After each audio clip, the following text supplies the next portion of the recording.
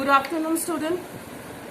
Today we are going to start with a new chapter from India People and Economy book, chapter 6, Water Resource. I begin with a saying that water, water everywhere, but nor a drop to drink. So I begin with the discussion of water scarcity. There is everywhere water. We know that 3/4 of the earth is covered with water, but still, why do we face water scarcity? Why people face water scarcity?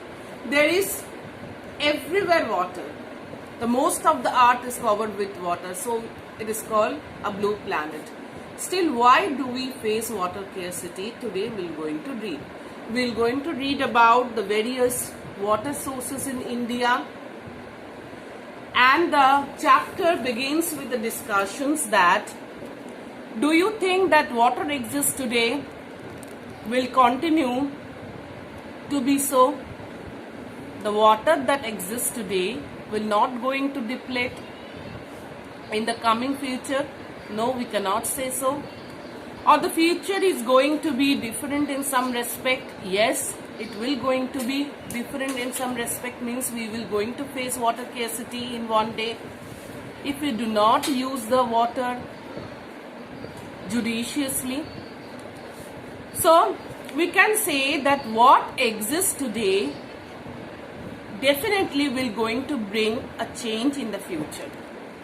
So it can be said that some things like demographic transition will going to change in the future, geographical shift of population will going to take place, technological advancements will be there in future, and of course the degradation of environment and water scarcity will follow with those technological advancement and the demographic transition and the population explosion also.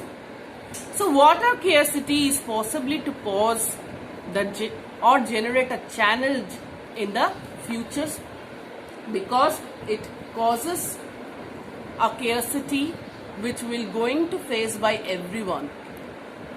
So water, though is a cyclic resource or a renewable resource, but we face water scarcity due to certain reasons, because we are not properly or judiciously using the water resource. Sometimes the water being polluted by us because of our indiscriminate use of water. We are polluting the water by many sources like industrial sources or agricultural waste disposals or industrial effluents being discharged into the water. So in this way the water is being polluted, which has become unfit for human consumption, and thus we face the water scarcity. So there are certain places where there is ample of water, still those places suffer from water scarcity because those regions, though have surplus of water, is being polluted by somehow. So we face the water scarcity in every respect, though we have an ample of water in some region. So first we're going to read in this chapter about water resources in India. How much we contain of water in India, that we're going to read. So India accounts for about 2.4% of world's surface area and 4% of the world's water resources and about 16% of world population being comprised of India. So the total water available from precipitation in the country in a year is about 4,000 cubic kilometer. The availability from surface water and replenishable groundwater is around 1,869 cubic kilometer. Out of these, only 60% can be put to beneficial uses. Thus, the total utilizing water available in our country is around 1,122 cubic kilometer. So this is the water statistics of India. Now we do have a surface water, groundwater resources. So what are the surface water resources that we have in India? There are four major sources of surface water that we have, that are river water, the waters of lakes, the water of ponds and tanks. So in the country there are about 10,360 rivers and their tributaries longer than 1.6 kilometers each. So the mean annual flow in all the river basin in India is estimated to be around 1,869 cubic kilometers. So we, being a riverine country, have ample of water, that is of fresh water, which is the example of a surface water, also the river water. So however, due to certain reason, maybe topographical, hydrological or other constraints, only about 690 cubic kilometer of the available surface water can be utilized by us. So water flow in a river depends on the size of its catchment area or the river basin and rainfall within its catchment area. So these are the factors that depends on the water flow. How much the water will going to flow in a basin or a particular catchment area is determined by the how much the river contains this water in the river basin and the catchment area and the rainfall within that particular catchment area. So we can say that we do have Ganga, Brahmaputra, Indus having a huge catchment areas, and these are perennial rivers. So as the precipitation is relatively high in the catchment area of the Ganga, Brahmaputra and Indus river, so these river can give a more volume of water as compared to the peninsular river. Okay. Then we do have the groundwater resources available. So the total replenishable groundwater resource in the country is around 4.32 cubic kilometer. And Ganga and Brahmaputra basin have about 46% of the total replenishable groundwater resources. The level of groundwater utilization is relatively high in the river basin lying in the northwestern region and the parts of South India. So the groundwater utilization is very high in this region, mainly in Punjab, Haryana, Rajasthan, Tamil Nadu region.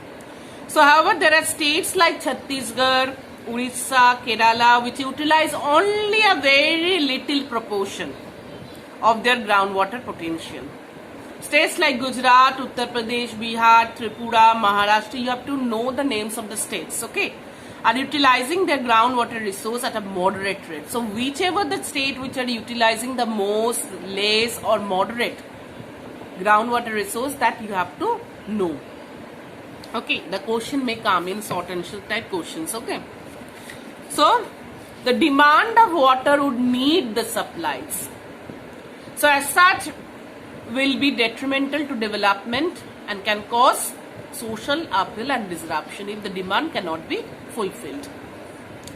Now there are lagoons and backwaters also. India is a vast coastline. We know that from the east to the west the vast coastline stretches and the coast is very indented in some areas. Due to this, a number of lagoons and lakes have been formed. The states like Kerala, Orissa, West Bengal have vast surface water resources in this lagoon and lakes. So water is generally brackish in nature. These water bodies are salty, so it is used for fishing and irrigation. Certain varieties of paddy crops can be grown and the coconut can be grown there, because every salt water is not fit for all types of crops. So certain crops can be grown there. Now the water demand and utilization. India has traditionally been an agrarian economy, we know that. So water demand can be filled not only from the domestic consumption and industrial uses but also from the agricultural activity for a large. Because being an agrarian economy, water demand is very high in the agricultural sector. So we know that 2/3 of our population are dependent on agriculture. So hence development of irrigation to increase agricultural production has been assigned a very high priority for the first year plan. During the first year plan, the agriculture has been given a priority. So a multi-purpose river valley projects like the Bhakra Nangal, Hirakud, Damodar Valley, Nagarjuna Sagar, Indira Gandhi Canal project have been taken up in order to provide irrigation. Okay. So in fact, India's water demand at present is dominated by irrigational needs. So agriculture accounts for most of the surface and groundwater utilization. So first, the most abruptly used groundwater and surface water being used by the agricultural field. So it accounts around 89% of the surface water and 92% of the groundwater utilization. See, 89% of the surface water and 92% of the groundwater reserve is used by agriculture. So while the share of industrial sector is very limited to 2% of the surface water and 5% of the groundwater. The share of domestic sector is higher as compared to industrial. It is 9% by the surface water utilization as compared to groundwater. Okay. The share of groundwater is more in agricultural sector in total area utilization is much higher than in agricultural sector. So we have learned that agricultural sector being using more water, both in surface water as well as in groundwater. So however in future with development, the share of industrial and domestic use will going to increase because the population is increasing and the industrial sectors are also being increasing day by day. So their share will going to increase in future also. So today we have completed up to the water utilization part. In the next class I am going to explain about the demand of water in irrigational field. Thanking you class. We are going to meet once again on tomorrow.